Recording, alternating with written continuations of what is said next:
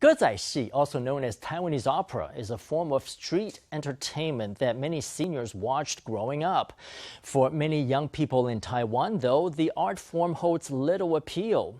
Yilan's Lanyang Opera troupe hopes to change that, and their very survival depends on the success of their efforts. The publicly funded troupe has been performing for 27 years now, but soon it could be the end of the road as funding dries up. Troupe members hope that incorporating comedy and modern themes into their performances will help attract younger audiences. In today's Sunday special report, we take you behind the curtain to meet the people fighting to keep Taiwanese opera alive.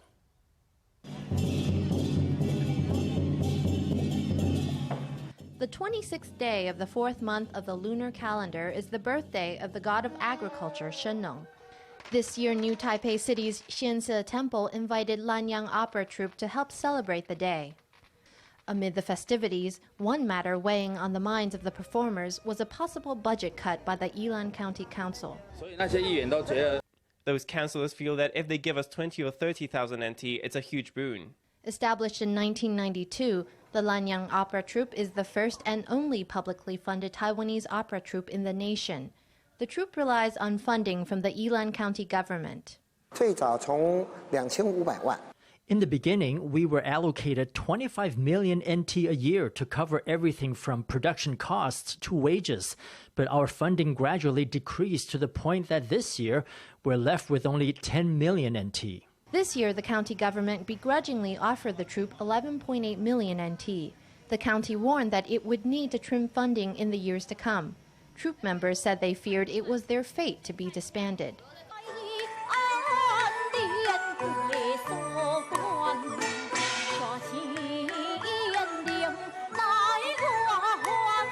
On stage, the troupe is performing an adaptation of the classic Chinese play Peach Blossom Lady Fights the Duke of Zhou.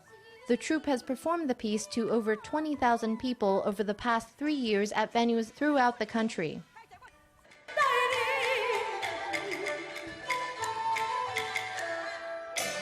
In contrast with traditional Taiwanese opera performances, the troupe strives to inject modern elements into their performances to appeal to a broader audience through the use of humor.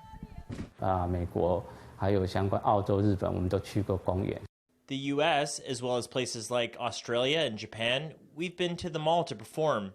Lanyang's Taiwanese opera is the type of performance that most fully represents Taiwanese culture.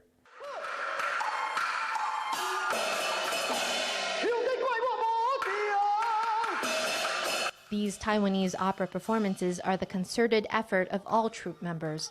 But in the eyes of some local representatives, the troupe is a poor use of public money. Critics complain that the troupe is stale and that it posts disappointing ticket sales. They say the troupe competes with other acts for precious performance slots. These reasons and more are routinely brought out to the council floor to argue for funding cuts. It's because things like art are hard to assess from a monetary angle. You could say we aren't earning enough money. But to be honest, last year we actually performed more than 100 times in just over 300 days. That means we had a performance once every 3 days. To reduce their expenses, the troupe has cut its creative development team from 22 people to 6. Its orchestra once had 12 members, and that's now down to 4. With its numbers dwindling, the troupe has found itself trapped in a vicious cycle. We need to have some second-tier actors playing small parts. Some of our musicians are even contracted. This is mainly because we don't have funding.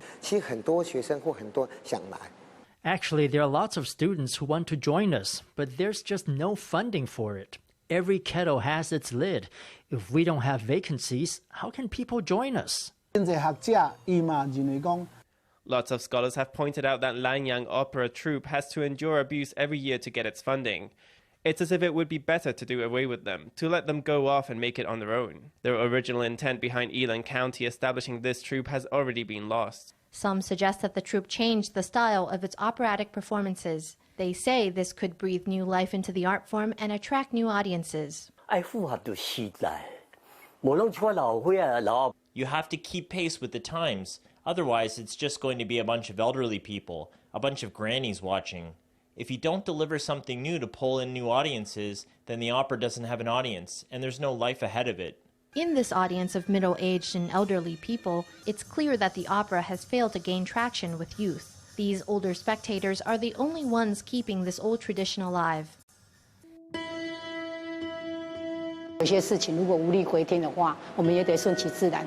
With some situations, if there's nothing you can do, then you just have to let things run their course. But before we get to that point, we have to perform the roles we're given, one step at a time, doing the best that we can. 其实以前听人家说，北部无啥事，才送囝去做戏。 I've heard people say that it's only parents with no influence who send their kids off to learn stage acting. Actually, I was saddened by this comment. I didn't come to study Taiwanese opera because my parents had no influence. It was because I personally was very interested in it. As the sound of gongs and drums fills the air, the crowd holds its breath in anticipation. There are public performances and film shows. I've been following them for 5 years. Their technical foundation is excellent. If they don't continue with this, I think it would be very unfortunate. As their fate hangs in the balance, the actors take their marks on the stage, ready to give everything to the show as if it were their last.